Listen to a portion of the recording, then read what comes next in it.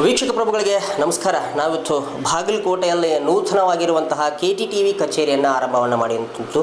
ಇವತ್ತು ನಮ್ಮ ಜೊತೆ ಶಿರೂರಿನ ಹಿರಿಯ ವಕೀಲರಾಗಿರುವಂತಹ CV ಕೋಠಿ ಅವರು ನಮ್ಮ ಜೊತೆ ಇದ್ದಾರೆ. ಇವತ್ತು ನಮ್ಮ KTTV ಕಚೇರಿಗೆ ಆಗಮಿಸಿರುವಂಥದ್ದು.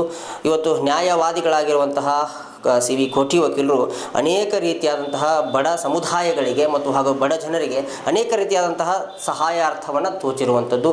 ಇವತ್ತು ನಮ್ಮ ಜೊತೆ ಇದ್ದಾರೆ. KTTVಯ ಒಂದು ಸ್ಟುಡಿಯೋದಲ್ಲಿ ಅವರು ಕೂತ್ಕೊಂಡಿದ್ದಾರೆ. ಅವರ ಅನುಭವಗಳನ್ನು ಒಂದಿಷ್ಟು ಮಾಹಿತಿಗಳನ್ನು ತಿಳ್ತಾ ಬರೋಣ.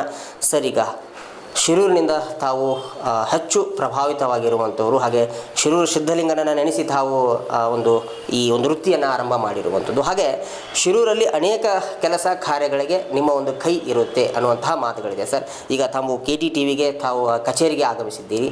ಸರ್, ಏನು ಅನಿಸುತ್ತೆ ಪತ್ರಿಕೋದ್ಯಮ ಬಗ್ಗೆ ತಮ್ಮ ಅನುಭವ ಏನು ಅಂತಕ್ಕಂಥದ್ದು? ಸರ್, ಇವತ್ತಿನ ದಿವಸ ನಮ್ಮ ಊರಿನ ಉತ್ಸಾಹಿ ಯುವಕರಾಗಿರ್ತಕ್ಕಂಥ ಪ್ರವೀಣ್ ಹಡಪದವರು ಇವರು ಪತ್ರಿಕೋದ್ಯಮದಲ್ಲಿ ಸ್ನಾತಕೋತ್ತರ ಪದವಿಯನ್ನು ಪಡೆದು ತಮ್ಮ ವೃತ್ತಿಯನ್ನು ಪ್ರಾರಂಭಿಸಿ 3-4 ವರ್ಷಗಳ ಕಾಲ ಭಾಳಷ್ಟು ಶ್ರಮ ವಹಿಸಿದ್ದಾರೆ. ಅವರ ಕನಸಿನಂತೆ ಇವತ್ತು ಹೊಸದೊಂದು ತಮ್ಮದೇ ಆದ ಕಚೇರಿಯನ್ನು ಪ್ರಾರಂಭ ಮಾಡಿದ್ದಾರೆ. ಅವರಿಗೆ ಶುಭಕಾಮನೆಗಳನ್ನು ಹೇಳುತ್ತಾ, ಪತ್ರಿಕೋದ್ಯಮ ಭಾಳ ಕಷ್ಟದ ಕೆಲಸ. ಈಗಿನ ಕಾಲದಲ್ಲಿ ಬಹಳ ಪೈಪೋಟಿ ಇದೆ. ಅದರಲ್ಲಿ ನಿಮ್ಮ ಪರಿಶ್ರಮ ಮತ್ತು ನಿಮ್ಮ ಶ್ರದ್ಧೆ ಮತ್ತು ನಿಮ್ಮ ಅನುಭವಗಳನ್ನು ಅಳವಡಿಸಿಕೊಂಡು ನೀವು ಯಶಸ್ವಿಯಾಗಬೇಕಂತೇಳಿ ನಾನು ಹಾರೈಸುತ್ತೇನೆ.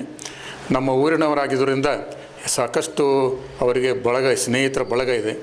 ಅವರ ಹಾರೈಕೆ, ಅವರಿಗೆ ಶುಭ ಹಾರೈಸುವವರು ಇದ್ದಾರೆ, ಬೆಂಬಲಿಗರಿದ್ದಾರೆ. ಆ ಎಲ್ಲರ ಸಹಕಾರವನ್ನು ತೆಗೆದುಕೊಂಡು ಮತ್ತು ಪತ್ರಿಕೋದ್ಯಮದಲ್ಲಿ ಎಲ್ಲ ಬಳಗವನ್ನು ಕಟ್ಟಿಕೊಂಡು ಅವರು ಮುಂದುವರಿಯಬೇಕಂತೇಳಿ ಆಶಿಸುತ್ತೇನೆ.